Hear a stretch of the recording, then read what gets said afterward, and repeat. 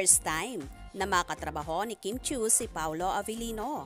Pero si JM De Guzman ay pangalawang beses na.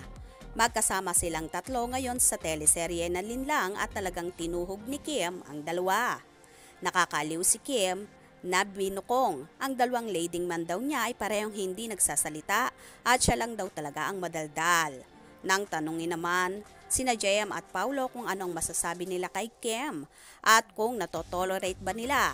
Sabi ni JM, nakakahawa po ang energy niya. Sabi naman ni Paolo, ako natutuwa ako kasi yun nga nakakahawa ang energy niya at okay rin na may isang nagsasalita lagi. Nagulat si JM dahil sa pagiging bungis-ngis ni Kim, hindi raw niya kalaing sobrang seryoso nito bilang actress. Sobrang seryoso po niyang actress. Nakita ko rin po ang notes niya. Every time, hindi siya pumapalya sa continuity, emotion niya, sa character development niya. Nakaka-inspire lang po at nakakakaba at the same time. Kasi kung pumunta ka ng set na hindi ka prepared or aral, maligaw ka ng landas. So I am honored and happy po na makatrabaho ko si Kim.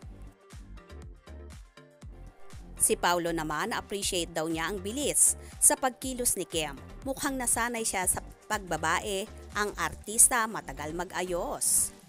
Ikinagulat ko kay Kim na mabilis siyang kumilos. Usually kasi kapag ang leading ladies, actress, kung kasama sa eksena, matagal mag-makeup. Si Kim, isa siya sa pinakamabilis kong nakatrabaho and para sa akin, plus yun sa akin.